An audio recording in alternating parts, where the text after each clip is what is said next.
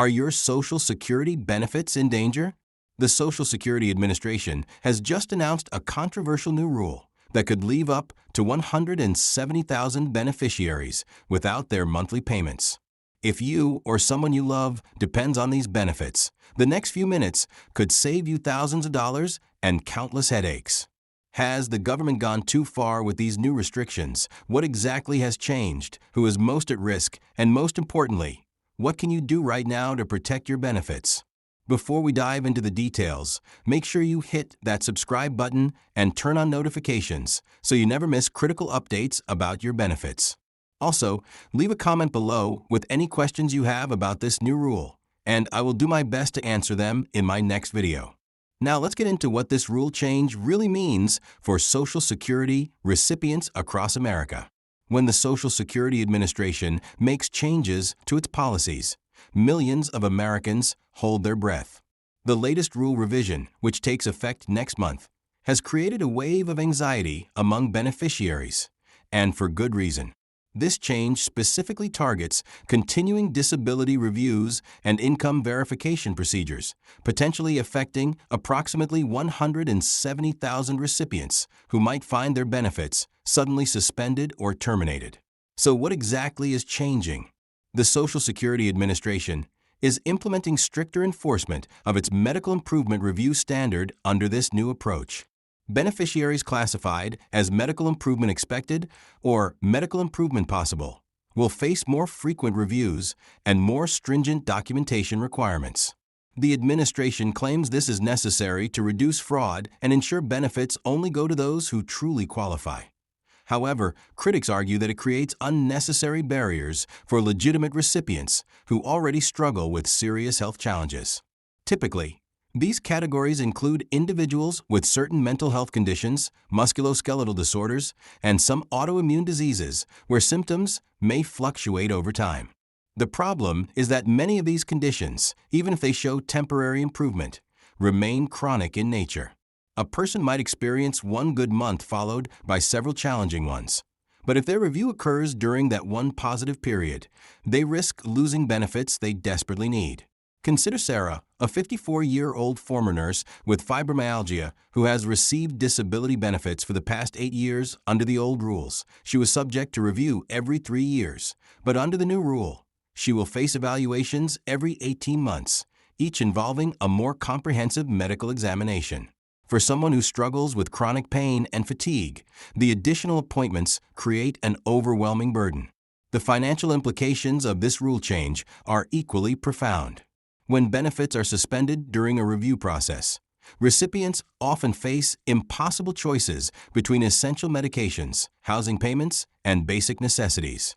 For many, the average monthly benefit of $1,470 represents their entire income, and even a temporary disruption can trigger a cascade of financial crises that are difficult to overcome. What is particularly troubling about this new approach is the compressed timeline. Once flagged for review, beneficiaries have just 10 days to respond to notices and begin gathering the required medical documentation. For those with cognitive impairments, limited mobility, or restricted access to healthcare, this accelerated schedule creates nearly insurmountable challenges. How can someone with severe depression or physical limitations coordinate with multiple medical providers, complete complex paperwork, and potentially attend new examinations in such a short period? Adding to these concerns is the increased emphasis on consultative examinations conducted by SSA contracted physicians rather than a beneficiary's own treating doctors. These one-time evaluations frequently fail to capture the complete picture of a person's disability, particularly for conditions where symptoms fluctuate significantly. A brief 45-minute appointment cannot compare to the insight provided by a treating physician who has monitored a patient's condition for years. Statistically, the groups most at risk from these changes include rural beneficiaries, individuals with limited education, and those lacking strong support systems. Without advocates to help navigate the increasingly complex review process, many may simply fall through the cracks, not because their medical conditions have improved, but because they cannot overcome the administrative hurdles placed in their path.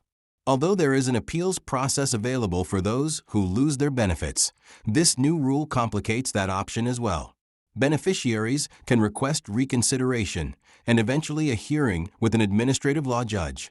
However, the current backlog for these hearings averages 14 months. During this waiting period, benefits remain suspended unless the recipient qualifies for continuing benefits, which themselves require additional paperwork and stringent approval processes. Looking back, this is not the first time the Social Security Administration has tightened eligibility requirements. In the early 1980s, a similar initiative led to approximately 490,000 people inappropriately losing benefits, and the severe backlash forced Congress to pass legislation to restore many benefits while reforming the review process. Are we now witnessing history repeat itself? The administration defends these changes as a necessary measure for fiscal responsibility, projecting that the new rule will save roughly $28 billion over the next decade. Critics, however, contend that this represents less than 0.3% of projected Social Security expenditures during that period, hardly justifying the potential human cost of disrupting benefits for some of our most vulnerable citizens. If you are concerned about how these changes might affect you or someone you care about, first ensure that your contact information with the Social Security Administration is up to date. Many beneficiaries lose benefits simply because they never received the review notice. Secondly, maintain regular visits with your treating physicians and ensure that every visit results in thorough documentation of your condition, even during periods of relative improvement. This contemporaneous medical evidence is your strongest defense. It is also wise to consult with a disability advocate or attorney who specializes in Social Security law. Many of these professionals offer free initial consultations and charge fees only if they successfully help you retain your benefits. They understand the nuances of the review process and can help ensure you meet all deadlines and documentation requirements. If you receive a continuing disability review notice, respond immediately. Do not wait until the deadline looms. Begin gathering your medical records right away and consider asking your doctors to provide detailed letters explaining how your condition continues to limit your ability to work, even if there have been moments of improvement. For those facing a cessation of benefits, request reconsideration within the required 10-day window and explicitly ask for benefit continuation during the appeal process. However, be aware that if you ultimately lose your appeal, you may be required to repay the benefits received during that period. So consider this option very carefully. Community resources can also provide vital support during this challenging time. Local legal aid organizations, disability rights groups, and even some senior centers offer assistance with navigating Social Security issues. Moreover, congressional representatives often have dedicated staff to help constituents with these problems. So if you have followed all the proper procedures and still face difficulties, do not hesitate to reach out to your representative's office. On a broader scale, it is worth questioning whether this approach truly serves the intended purpose of maintaining program integrity. For many recipients, the stress and hardship of more frequent reviews may worsen their medical conditions, creating a vicious cycle in which a policy designed to verify disability inadvertently exacerbates it. Many advocates argue that there are alternative approaches that could better balance program integrity with the well-being of beneficiaries. For example, a more nuanced review process that takes into account factors such as age, duration of disability, and condition stability would target reviews where they are most necessary, while reducing the unnecessary burden on those whose conditions have not genuinely improved. Some experts have suggested expanding the use of continuing disability review diaries, which would enable claims examiners to set review intervals based on individual circumstances rather than applying broad, one-size-fits-all criteria. This personalized approach would be both more efficient and more humane than the current model. The timing of this rule change is also particularly noteworthy. As inflation continues to erode the purchasing power of fixed benefits, many recipients are already struggling to make ends meet with benefits that have not kept pace with rising costs for housing, food, and healthcare. Adding extra administrative burdens during such a precarious economic period appears especially challenging for an already vulnerable population. Politically, it is important to note that disability policy rarely aligns neatly with partisan lines. Both Republican and Democratic administrations have attempted to reform the disability review process with varying degrees of success. What truly matters is not which political party proposes a change, but whether the change serves the core purpose of the Social Security disability programs, providing a reliable safety net for those unable to work due to disability.